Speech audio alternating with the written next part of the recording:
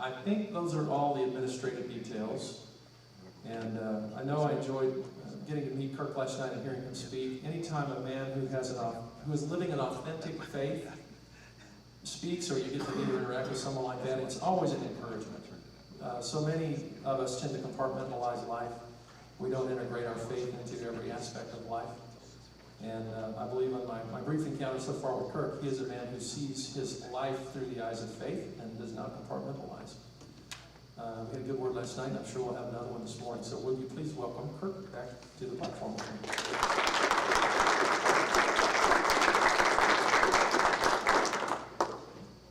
See, am I on, John? I'm on, okay, great. Well, again, great music. If you all are used to that music and you don't think it's great, then shame on you, but I went up to Steve and I said, you played that thing before. He goes, yeah, I used to tour with Karma, so I guess he's done it before.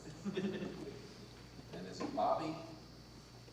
He played the piano a little bit too. Bobby, would you grab right on that corner? There's some handouts, and some of you all help Bobby get the handouts to everybody.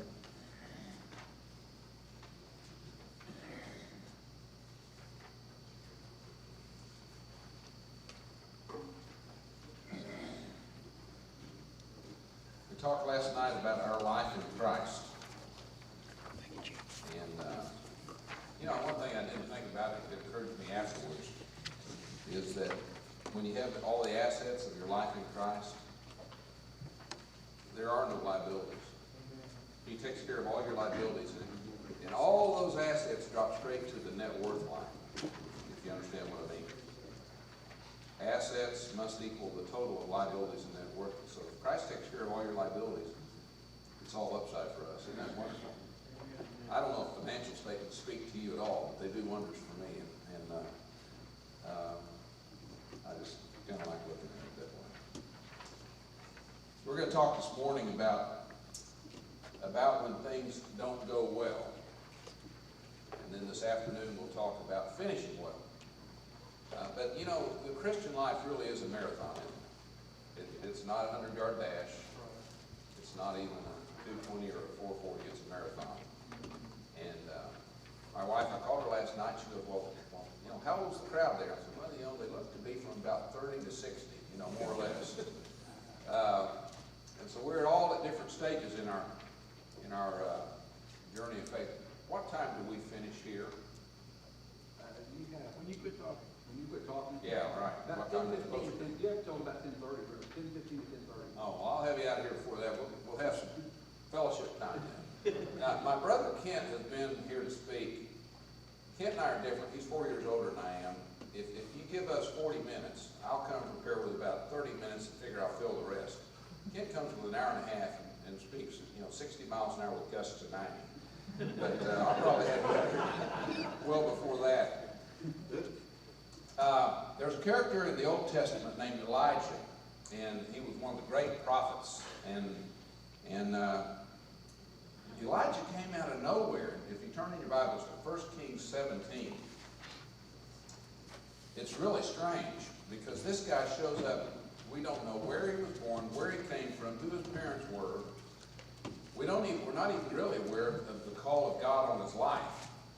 The first time we see Elijah is 1 Kings 17:1, and he is in action.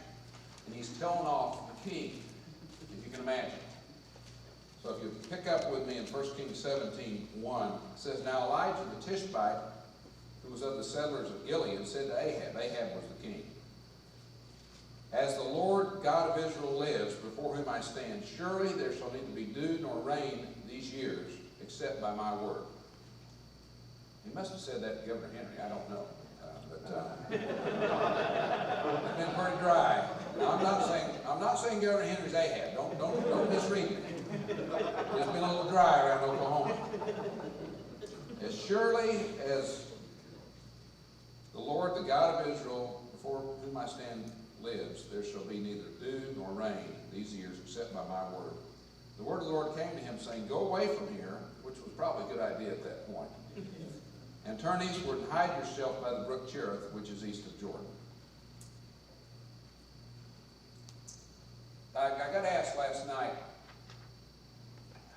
why'd you run for mayor?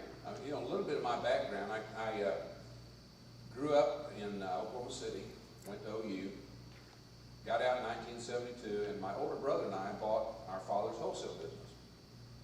And I spent the next 17 years in a family business. It was all I'd ever known. In fact, there's so many strange, I had breakfast this morning with John Dickey. There are some really strange things going on around here. We were talking a month or so ago, and he grew up in Oklahoma City. And his father had a salvage business. And I said, where was it located? And he goes, oh, you probably wouldn't know it. It's over on Northeast 23rd. What was the address? Well, it was 1617 Northeast 23rd. I said, my dad used to have his warehouse in that building. And Dad moved out there in about 1965. Well, in 1972, my brother and I bought the business. And Dad's business at that time was selling to Army and Air Force exchanges all over the country, the PXs and BXs on the military installations. And he had done pretty well with that during the Vietnam War, but he could see that they were going to start phasing out middlemen like us.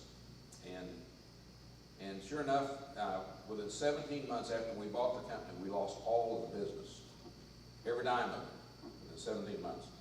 That's not a very auspicious start, I'll tell you that. And, you know, even we could see this coming. And so as we lost this contract and that contract, one day when I'd been in business a month, I got a phone call, and one phone call lost 40% of my business in one phone call. That's frustrating, guys. I went home, we were living in a little rent house in northwest Oklahoma City. I was so tired, I went my first winter married without fixing my heater in my car because I thought that cost too much money. It didn't occur to me I'd have to fix it before I sold the car. So I just froze all winter. But anyway, I was in this little rent house.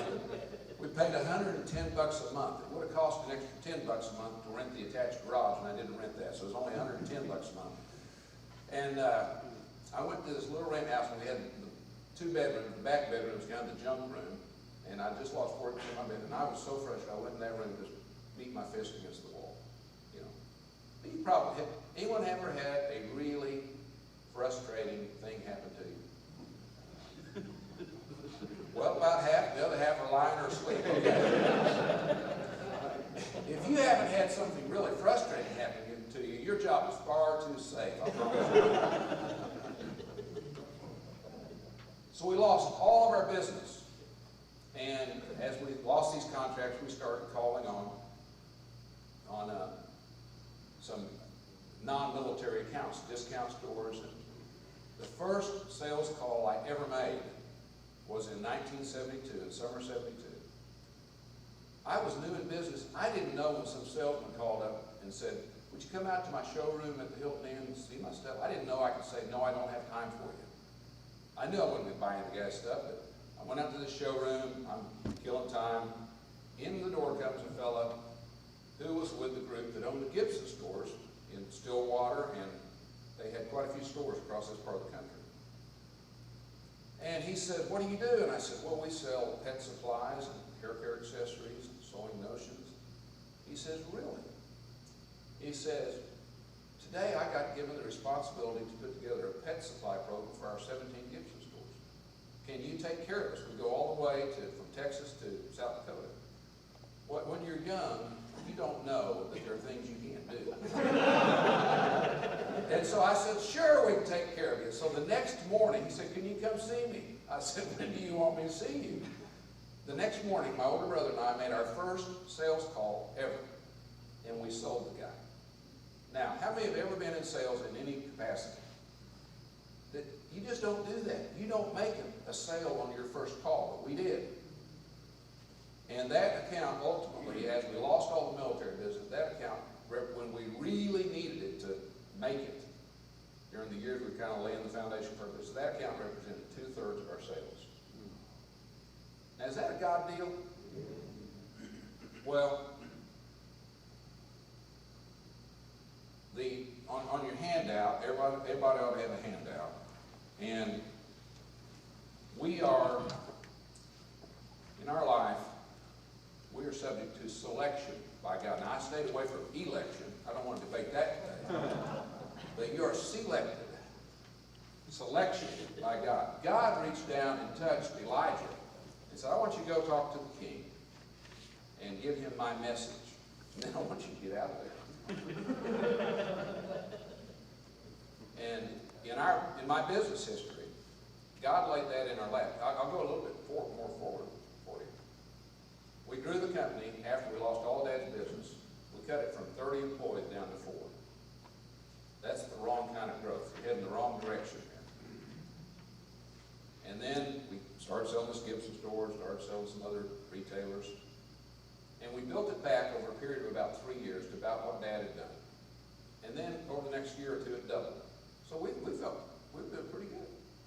One day in December of 1976, a salesman walked in our door, and he said, you guys are buying these hair picks. You know the picks that the afros would stick in there? Remember those big old prongs?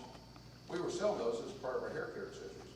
He said, you need to sell the afro hair products, the sprays, the gels, the things that African Americans put on their hair. And I said, get out of here. I don't want to waste my time. I'd learned how to run off salesman by that time. And so he left. He came back that afternoon just to pop off. And he said, hey, went to one store across town at 23rd and what's now Martin Luther King 23rd and Eastern.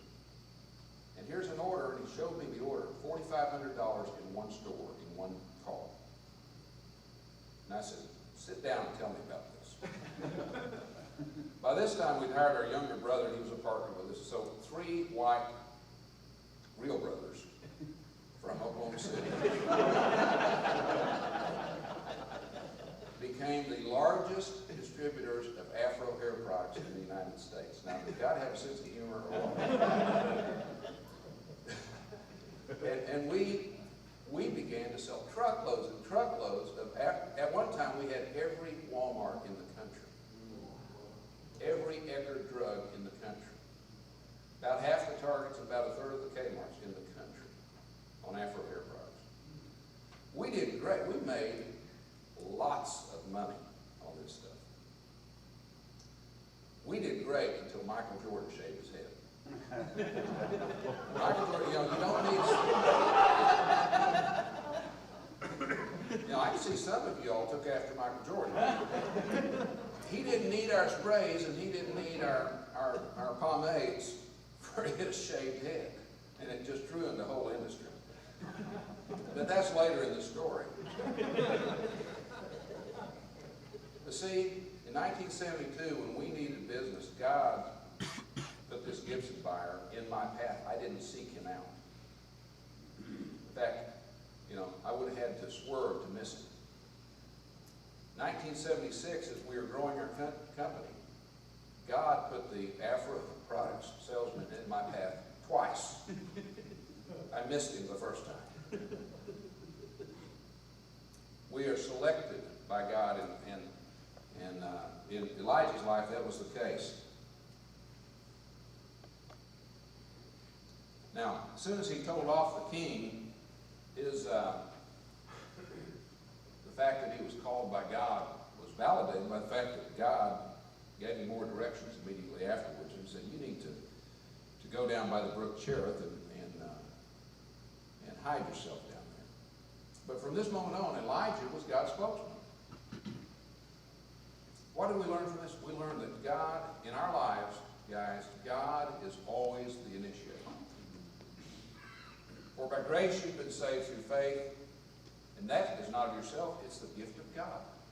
Not because of works, lest any man should boast. In salvation, God seeks us. Before the foundation of the world, he knew he would do that. And in life, my God shall supply every need of yours according to his riches and glory in Christ Jesus. If we'll seek him, he'll do that. He's the initiator, and he was the initiator in this case. Look at Moses. God saved Moses from death at Pharaoh's hands when he was a little baby. And then Moses murdered a man went to the backside of the desert for 40 years, and God sought out Moses on the backside of the desert and spoke to him from a burning bush. God's the initiator. In David's life, David was a shepherd boy. He wasn't even respected among his own household. When Samuel showed up and said, I'm here to anoint a king, David's father didn't even trot him out there. He trotted all the other ones out there. But God was the initiator. Saul of Tarsus was a persecutor of the church, and God struck him blind on the road to Damascus to get his attention, and made him into Paul, the great apostle. And in your life and in my life, God is the initiator. There's selection by God. I got asked last night, well, how did it happen that you ran for mayor? So I was in the business where I'm going to tell this little story because John and I had a little discussion. I'm in this business. By now it's been 17 years. We have 200 employees. We're making good money. And I have my own twin-engine airplane. I have a home in Colorado. I'm there 6 or 8 weeks a year. My company car is a Mercedes. What is wrong with this picture? Not much that I can see. And John, I remember the date, May 3rd, 1989. Now, I'm going to skip forward a little bit. 10 years later to the day, May 3rd, 1999. Does anyone know what happened on May 3rd, 1999? The May 3rd tornadoes. And I was mayor of Oklahoma City. On May 3rd, 1989, I woke up at 2:30 in the morning. And I couldn't get back to sleep, so I got out of bed and I would go to the next room and kind of read and put myself to sleep. And I realized that the reason I woke up and couldn't get back to sleep is I was disturbed because the day before I'd gotten mad at my brother Kent at work. That didn't disturb me that much. That was not the unusual occurrence. What really disturbed me was I couldn't remember what I was mad about. And the thought occurred to me, and I think the thought came from God, and the reason you got mad, Kirk, is you don't want to be there. And just mad. That's the only life I'd ever known. And at 2:30 in the morning, I took out a legal pad and I wrote pros and cons to selling out of the business. I didn't know what I would do. And before I went back to bed, I'd made the decision to sell out. And I was going to wait 4 months before I mentioned it to my brothers because, in a good company, if you sell out, you can't just say oops and get back in. If you're out, you're out. I didn't want to make a mistake. So the next morning, my wife woke up and I said, well, I've decided to sell out the company. Told her the plan. And she had 2 questions. One is, well, how are we going to support ourselves? And I answered that. Her second question was, well, how will I explain to people what you do? Isn't that interesting? That building represented security to her because she could point at that and know that, about 40, 50 hours a week I was there. And that was kind of my identity. So we define ourselves by our work, but our wives define us by our work too, many times. So I sold out of the company. And then 9 years went by, and I'll tell you what, probably the best 9 years of our lives.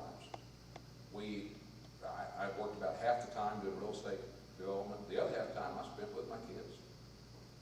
We had a lot of family time. It was not high pressure like my career had been before that.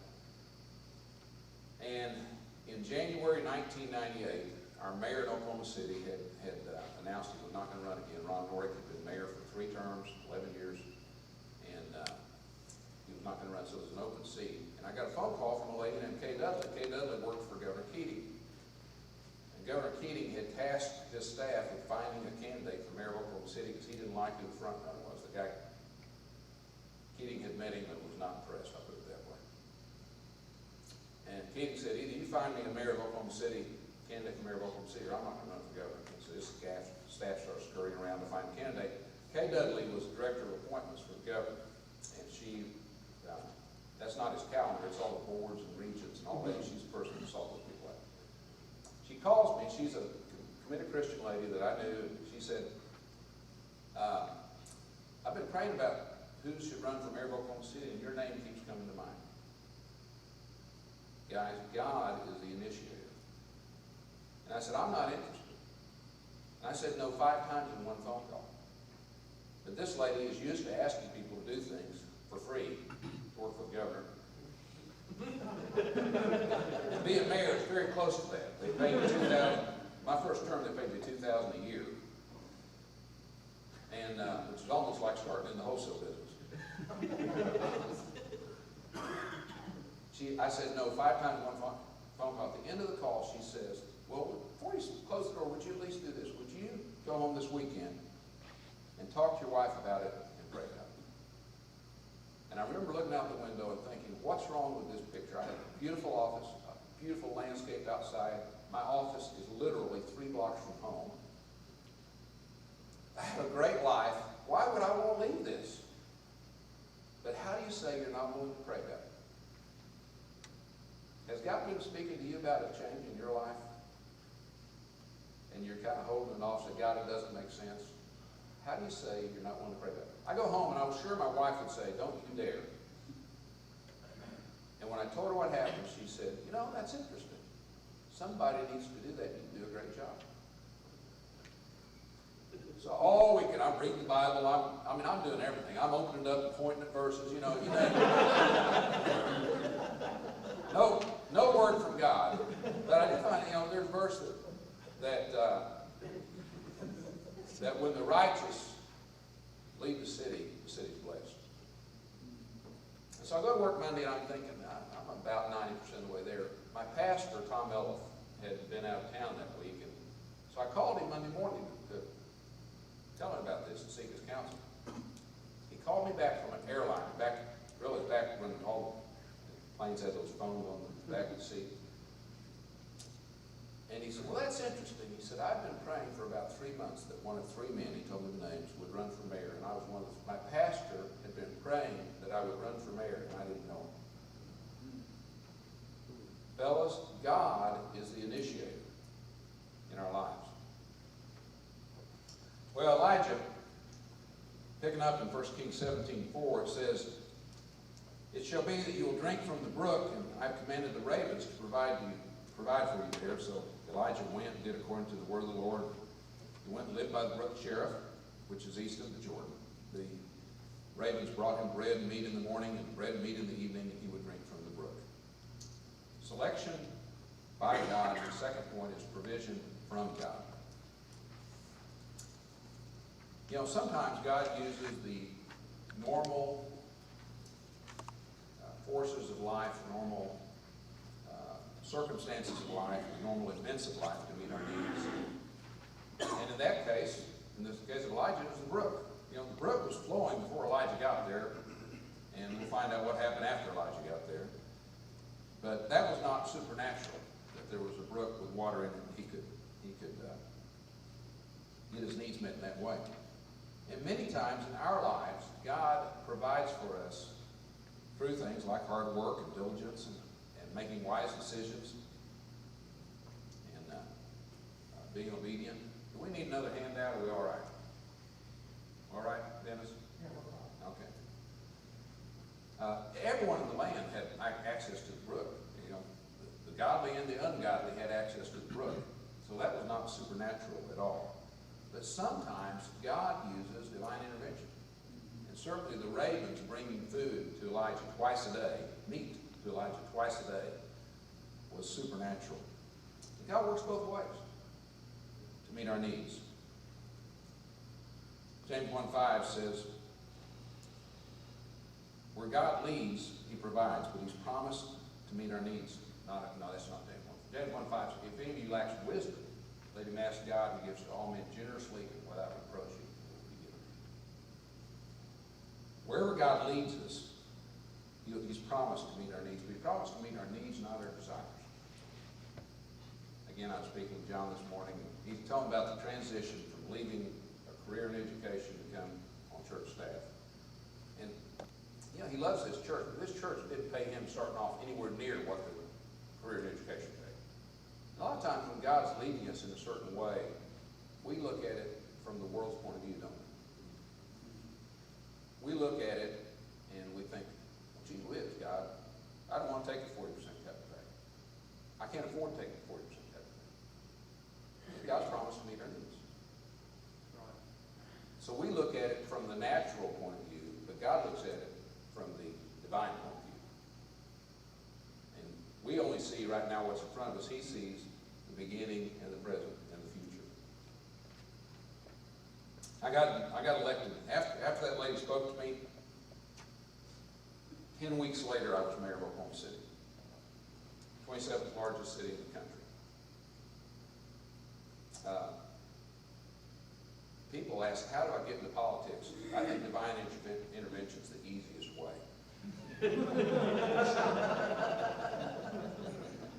But when I ran, I was in a runoff, and my opponent ran a radio ad that accused me of taking a junket to New York City when I was on the school board. And he implied that it was, that there was something wrong with it, something dirty about it. And it was a radio ad. I'm driving down the road, I hear this. Well, he didn't know because he didn't ask, or I'd have told him. I went to New York City for the school board to meet with the bonding rating agencies. But when that had happened years before, like 8 years before, I didn't really trust the company the school board was working with for their bond advisor. Later, that company, I won't mention their name, they got in trouble and they're out of business today. But if I said their name, it had scandal attached to it. I didn't really trust them because all I knew is we were going to New York and they said it was legitimate, and it was. But I wrote the guy a letter and I said, you know, I'm going to go on the trip, but I'd like to know how much you spend for my expenses, and I'll reimburse the school district for that.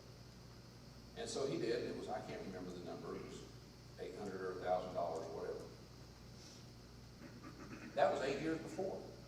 This fellow runs a radio ad and says, Humphreys took a junket to New York when he was on the school board. What they've done, they found a newspaper article that said we were going to New York. They looked it up and found the district had spent so much money. So I tell my political advisor that, and he said, I said, you know, I got the check where I wrote the school board a check to reimburse them for my expenses. Even though the trip was legitimate, I just didn't feel comfortable with that. He said, can you find that check? I said, yeah. We called a news conference in front of my opponent's headquarters. This was the Friday before the election, the Friday before the runoff.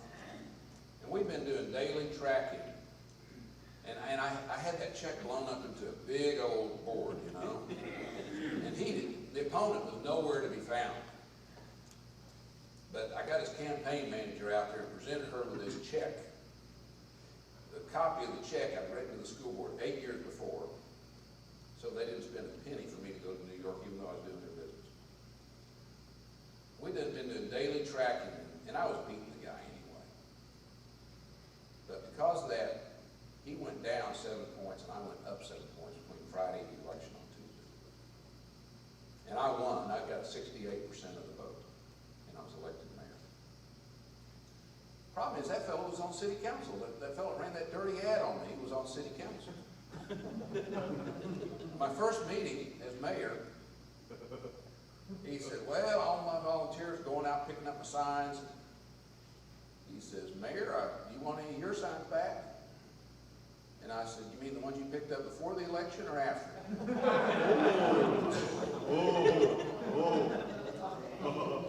But I get in office. Now, some of y'all haven't been in political campaign, a little slow on the uptake there. I get in office, and my secretary, you know, one of the main appointments you have, one of the main powers you have as mayor of Oklahoma City is appointments. All the boards and commissions and governing bodies, you make the appointments. And council confirms them, but the council can't appoint, only the mayor can appoint. And on certain boards, you have what they call a surrogate. The mayor's supposed to be on it, but he can't go to all those meetings, so he'll send a surrogate. And for instance, on the water trust, it's a big deal in Oklahoma City. All the lakes, all the water department. And one of the trustees on the water trust was the mayor.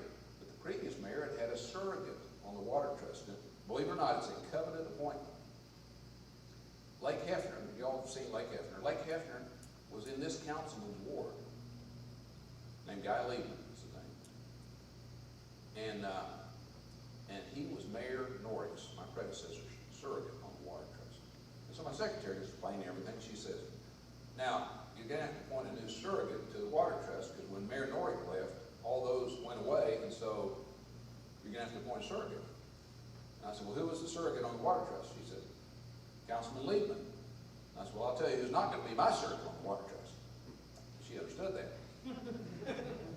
So that Sunday I went to church, and my pastor spoke out of Genesis 50, the life of Joseph, and how his brothers had sold him into slavery, and how Joseph said, you meant this for evil, but God meant it for good. And his title was How to Win Out Over the Will to Get Even. And the next day I walked into City Hall, and I called my secretary, and I said, you know that surrogate to the water trust? She goes, yeah. I said, appoint Councilman Lee. She said, do what? And I told her why. See, when someone does you dirty, Scripture says, don't wish them ill. Bless them. Do something that blesses them. Pastor told a story about a fellow that is a denominational leader in our denomination, and he was kind of controversial, and people would say stuff about him, and every time he heard someone who said something dirty about him, he'd send him a note and said, you know, I've heard that you were upset with me, and if there's anything I've done that offends you in any way, I want to make it right. But I want you to have this tie. He'd buy him a nice silk tie and send it to him. You can imagine the guy gets that and thinks that dirty so-and-so, probably a cheap tie, and he turns it over. It's a nice brand. It's 100% silk. So he can't bring silk and throw it away, so he hangs it in his closet. Some months later, he's trying to find the right tie. His wife said, well, wear that one. He wears it, he gets compliments. And every time he gets a compliment, he thinks, you know what, that fellow's not such a bad guy after all. So do something good for him. So I appointed Councilman Liebman. I never knew him before the race, and I'd never spoken a comfortable word with him, if you understand what I mean. I appointed him to the one appointment he wants, and I totally control it, and I gave it to him, the water trust. He gets a letter, appointed to the water trust. You can't believe it. A couple days later, I pull into the parking lot, and he's pulling in right ahead of me. And we're walking across the street into City Hall, and he says, and he's very uncomfortable. He says, sheepish. Because he really done me dirty. And he says, thank you so much for that appointment to the water trust. And I said, well, you're welcome. I knew you wanted it, and you'll do a great job. That fella became my closest ally on city council.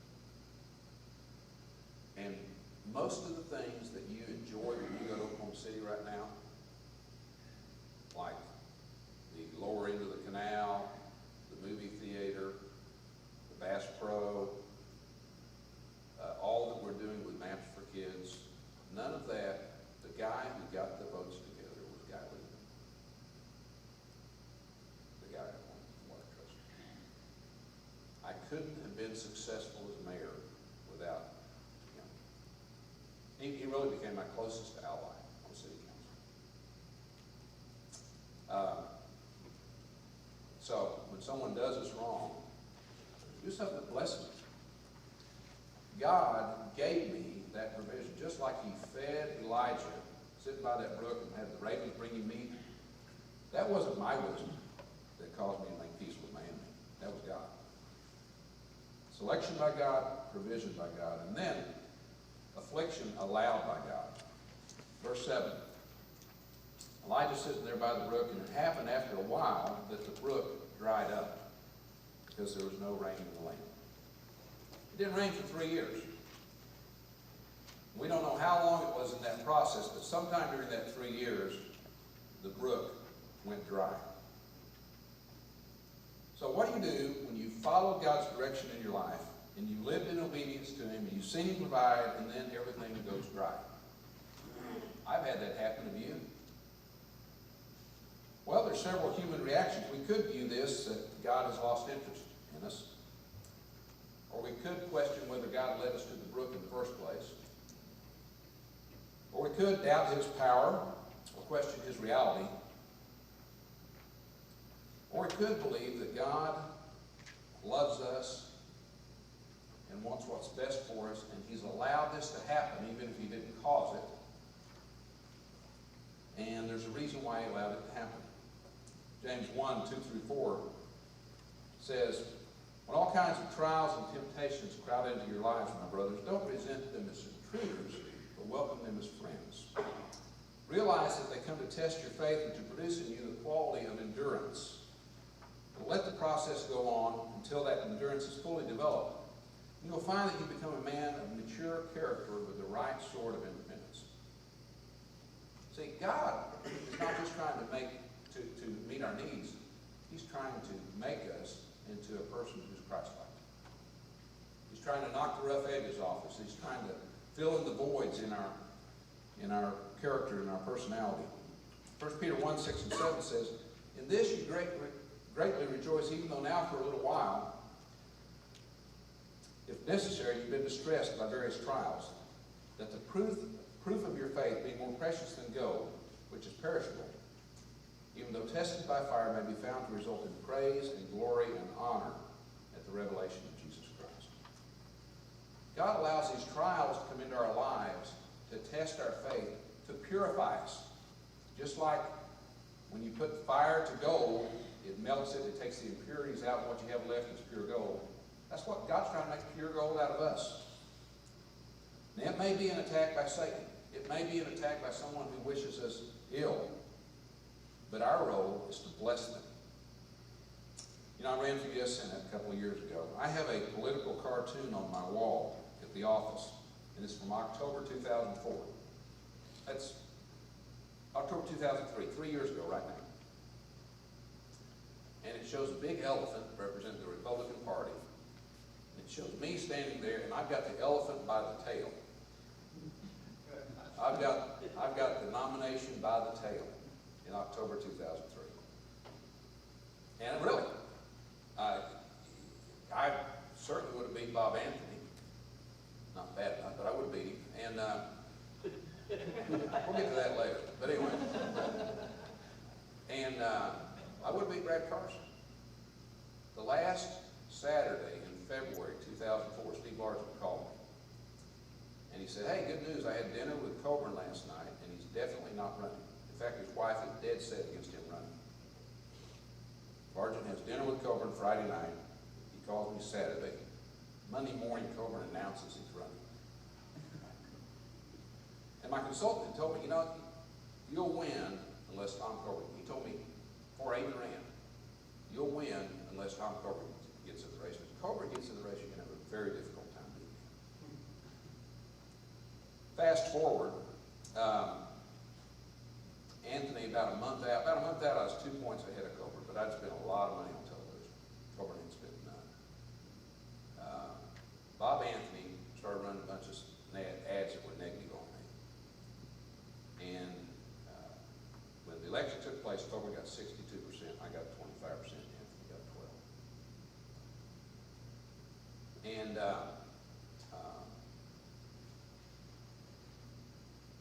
on election night,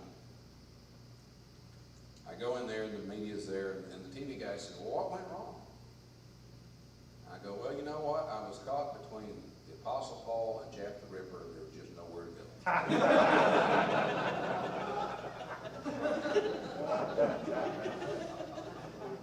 Now, I'll just comment. In Oklahoma, Republican politics, in 1994, we had a whole bunch of guys get swept into office. And one night, Frank Keating got elected, J.C. Watts got elected to Congress, Steve Largent got elected to Congress, and Tom Coburn got elected to Congress. And three of those guys, in my estimation, were what I call rock stars. Now, Keating, I love Frank Keating, but Keating is, you know, he's just not warm and cuddly. He's a little bristly. Brilliant, but bristly. And I love him. He's a good friend. J.C. Watts is a superstar. J.C. Watts, I had a friend go to China on business, and they heard he was from Oklahoma, and they go, J.C. Watt, in China. Steve Largent was a superstar. NFL Hall of Fame, elected 4 times to Congress, but then he lost in 2002. So I don't think he's a rock star anymore. Tom Coburn served 3 terms of Congress, retired, back delivering babies in Muskogee, and I'm telling you, he's an absolute rock star in the Republican primary. I would say he's unreasonable on this stuff, and they go, oh yeah, we love that. You know, I would take his negatives and they say it's a strength. I could not find how to explain to the voters what was wrong with the guy. And I like Tom Coburn. He's a believer, he's a brother. We have respect and affection for each other, we really do. We disagree some on strategy. But, you know, it's, my media guy was President Bush's media guy. And after the election, he called me, he goes, you know, I just racked my brain trying to figure out how to explain what was wrong with the guy, and I couldn't figure it out. We knew what was wrong, we just couldn't communicate it to the voters. There are times, guys, in life when the brook dries up. And that certainly happened in my life at that point. Selection by God, provision from God, affliction allowed by God, but then there's new direction from God. Back to 1 Kings 17, verse 8. Then the word of the Lord came to him, saying, Arise and go to Zarephath, which belongs to Sidon, and stay there. Behold, I've commanded a widow there to provide for you. So he arose and went to Zarephath. When he came to the gate of the city, behold, a widow was there gathering sticks, and he called to her and said, Please, give me a little water in a jar that I may drink. And as she was going to get it, he called to her and said, Please bring me a piece of bread in your hand. And she said, As the Lord lives, I have no bread, only a handful of flour in the bowl and a little oil in the jar. Behold, I'm gathering a few sticks that I may go in and prepare for me and my son, that we may eat it and die. She had just enough to feed herself and her son one more time, and then she knew that was it. Then Elijah said to her, Do not fear. Now this is gutsy, what he says next. Do not fear, go as you have said, and make a little bread, make me a little bread cake from it first and bring it out to me. And then afterwards you may make one for yourself and your son. So give me what you have, and there will be more. It's okay. For thus says the Lord, the God of Israel, the bowl of flour shall not be exhausted, nor shall the jar of oil be empty until the day that the Lord sends rain on the face of the earth. So amazingly, she went and did it. Of course, I guess, see, if God gets us where we realize we're bankrupt on that balance sheet, because we have nothing left to lose. She really only had one biscuit to lose, right? You know, it's die now or die tomorrow. When God has you bankrupt, he has you right where he wants you, because you see things as they are. And I think that's what the widow saw. She went and did according to the word of Elijah, and she and he and her household ate for many days. The bowl of flour was not exhausted, nor did the jar of oil become empty, according to the word of the Lord which he spoke through Elijah. Direction from God. Elijah's there at the brook runs dry. We don't know how long he stayed by the brook, but he waited there at the brook until God gave him new direction. I'm an instrument-rated pilot. Next talk, I'm going to talk more about flying. But anyone here a pilot? When you're an instrument-rated pilot, they tell you you're cleared from Wiley Post Airport to Chicago O'Hare via the Will Rogers transition, blah, blah, blah. So they tell you what you're supposed to do, what path you're supposed to go, what altitude you're supposed to be at, and where you're cleared to.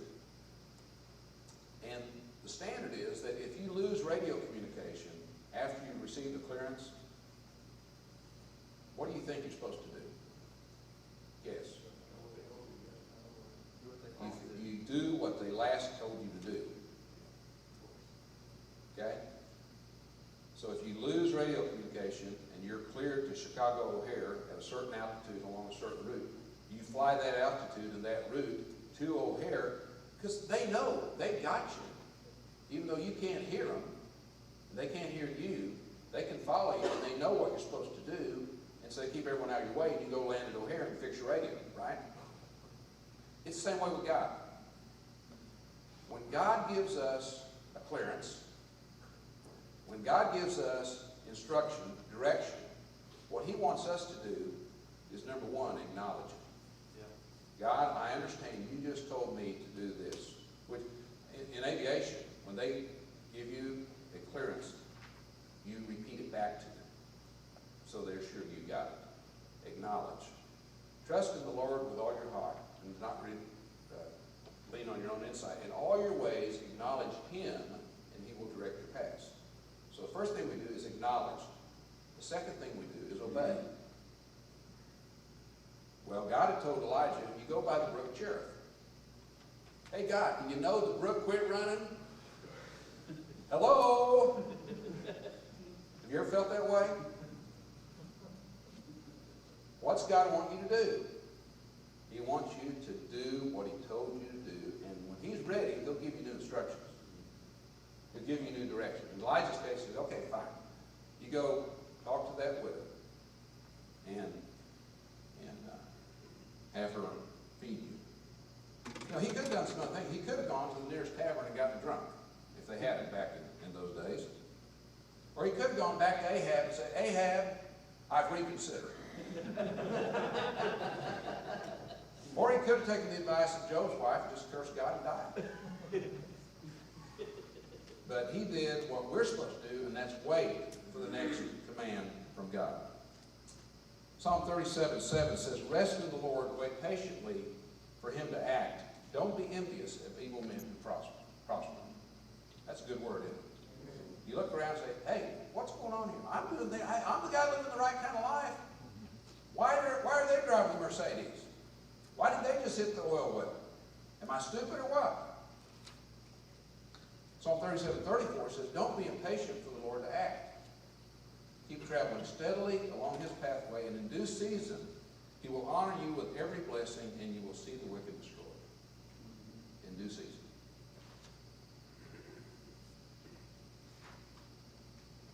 In our lives, there's selection by God, there's provision from God, there's affliction allowed by God, but then there's new direction from God. And finally, there's confirmation from God. 1 Kings 17 through 24 says this. Now it came about after these things that the son of the woman, the mistress of the house, became sick.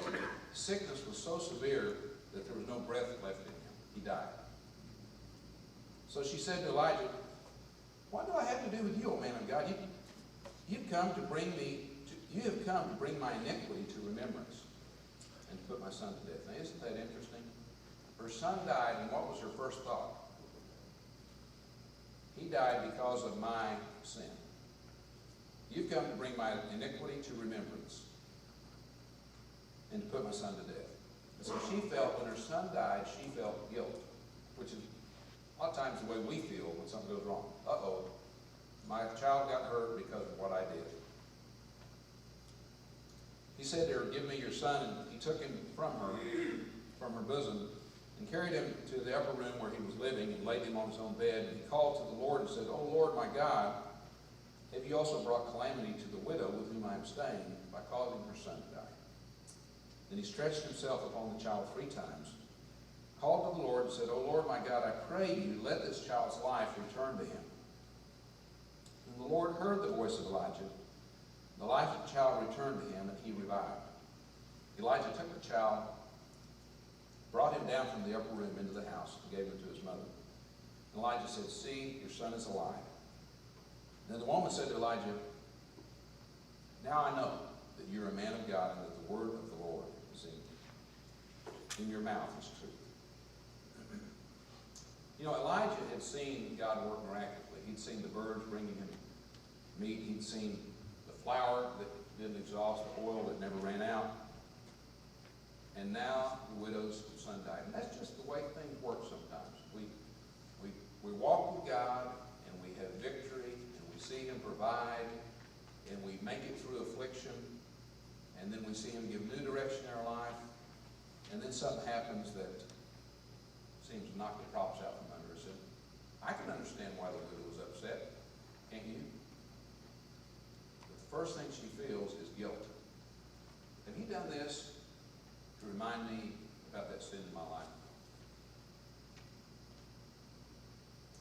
You know, God understands our frailty. As much as we know we ought to walk by faith, we continue to struggle with viewing life through the lens of our own experience, and our own emotions, and our own doubts. You know, Peter walked with Jesus for 3 years, was closer to him than any of the disciples, and yet Peter denied Christ. And Jesus understood that. And he sought out Peter. And the Peter we see before the crucifixion, the Peter we see after the resurrection are two different guys. Peter at Pentecost is different than the guy in the courtyard the night of the crucifixion. You know, the night that Jesus was put on trial, Matthew 26, 40, and 41, he says to Peter and James and John, came to the disciples and found them sleeping. He said to Peter, so you men could not even watch with me for 1 hour? You couldn't even stay awake for an hour? Keep watching and praying that you may not enter into temptation. The spirit is willing, but the flesh is weak. Jesus understood that our flesh is weak. But he didn't give up on Peter. Jesus sought him out. And after he denied Christ, after Christ died, Peter went back fishing. And Jesus sought him out. By the way, just a little advertisement. Has anyone seen The Rock and the Rabbi? It was in Oklahoma City. It's a Broadway show about Jesus and Peter. It's outstanding. If you have a chance to see it, you ought to go see it. It's over around The Rock and the Rabbi. Jesus sought out Peter. Just like we started off with God being the initiator, he's still the initiator. He's still reaching out to us. You know, I often get the question, confirmation from God. God confirmed in the widow's mind that Elijah really was his prophet. He confirmed in Elijah's mind that he really led him there. I get the question, well, are you done with politics? When are you going to run again? And I'll tell you, losing a statewide race where you spend $2 million is really a hard deal. You know, it's really not fun. If you mention run for Senate, run for governor to my wife, she thinks, drag me behind the car for 10 miles, but don't do that.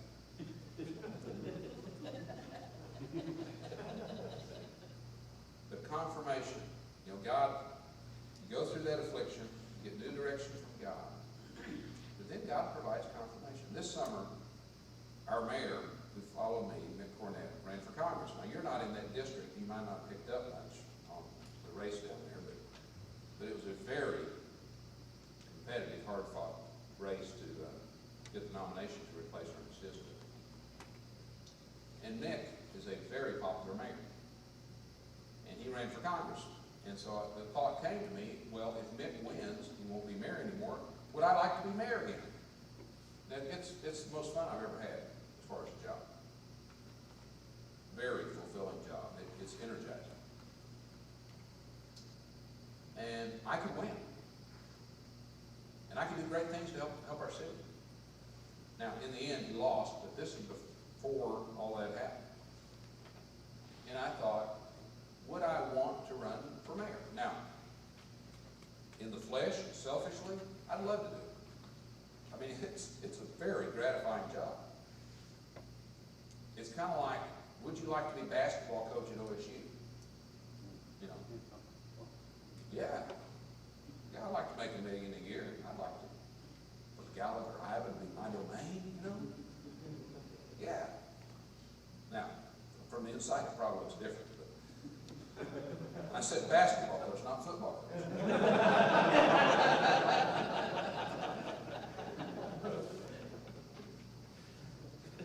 But one day, Memorial Day weekend, I was down at the lake, and I was riding in a boat with my, you know, there's times God just shows us stuff. Kind of like, hello, are you watching? And I'm riding in a boat across the lake with my kids and grandkids, and the thought occurred to me, you know what?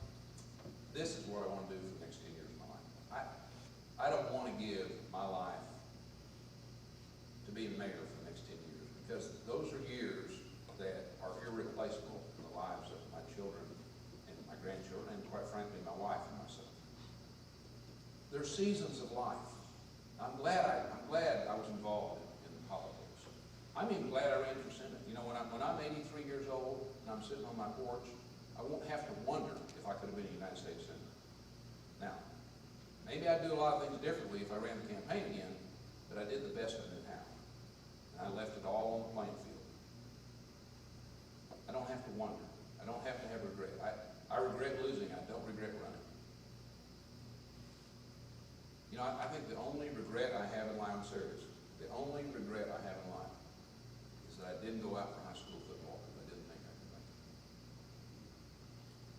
And I got to be a senior and I thought, well, I was as good as that guy and he's starting. But he'd been working at it for 4 years. I let fear keep me from doing that. But since then, I've just had the pedal to the metal. But the thought occurred to me, I really would rather do some other things for the next 10 years of my life than give it to a career in politics. And to me, that's a confirmation from God. Selection by God, provision from God, affliction allowed by God, new direction from God, and then confirmation. Isaiah 43:2 says, when you pass through the waters, I will be with you. Through the rivers, they will not overwhelm you. When you walk through fire, you will not be burned, and the flame will not consume you. God doesn't promise that we'll have a life without problems. He just promises that he'll see us through it. You know that old song by Andre Crouch, Through It All. It's not to it all, it's through it all. That May 3rd, 1999, tornado hit Oklahoma City. And I went down and walked through those areas when there were cars thrown everywhere like you can't believe. Just like popcorn. And natural gas spewing, you could hear it, you could smell it. Electric wires down all over the place. And got home late that night, maybe midnight. And at 2:30 in the morning, the phone rang, and it was a producer from the Today Show in New York.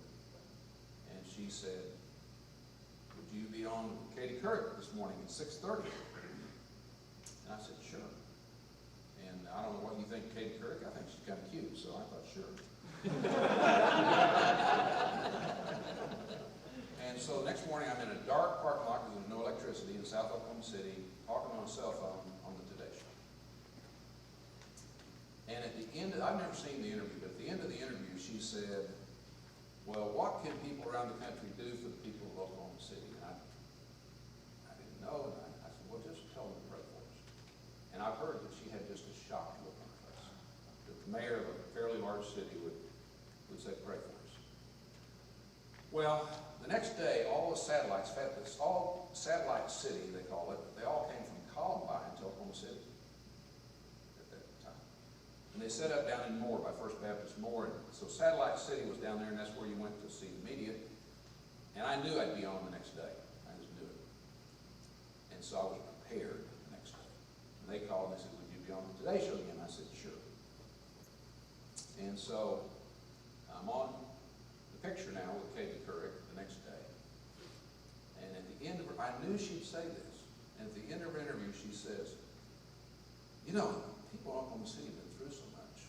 You had the bombing, and you had the Dust Bowl, and now you have this. How do you keep going? I said, well, Katie, I said, we're told that endurance produces character. Let's see. Romans 5:3-5. What's the first part? It's affliction. Something produces endurance. Hardship produces endurance. Endurance produces character. Character produces hope. As we're told this, hardship produces endurance, endurance produces character, character produces hope. And you've seen the character of the people of Oklahoma City, and now we're looking to the future with hope. Well, USA Today didn't know what to do with that. And so they flew a reporter in from Houston. And she said, you were on the Today Show, and you had this great quote about endurance and character and hope. How'd you come up with that? And I said, I was in the mayor's office office, and I go over to my desk and I get a Bible and I say, well, it's in Romans. Romans 5:3-5. And she said, well, how'd you know that? And I said, oh, I memorized it a long time ago. God's promise that He'll take us through it. And we can have some fun with the other side while we do it, can't we? Well, where are you on this grid? Have you seen God put His hand on you, selection by God? Have you seen Him provide in your life? Are you in the midst of affliction that He's allowed to come into your life? Are you waiting for new direction from Him, or have you already gotten it? And then if you stay with it, you'll get the confirmation that He's behind this new path. Let's pray. Father, thank you that you love us, you care for us, you are engaged in our lives. And that as a loving Father, you promise to meet our needs if we'll only trust you. So I pray for us that we will be obedient, that we'll trust, and that we'll wait for your leading, for your provision, for your direction. In Jesus' name.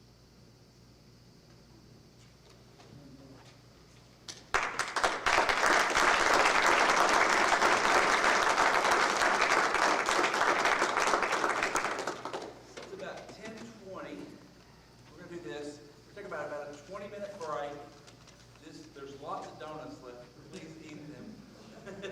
Otherwise, Brett and John take all home and eat them tonight for coming. But don't eat too many, because then choose your small group. Be in your small group by 11:15. And if you're a small group leader, let them out by 11:45. Go back where we had dinner last night. There'll be barbecue.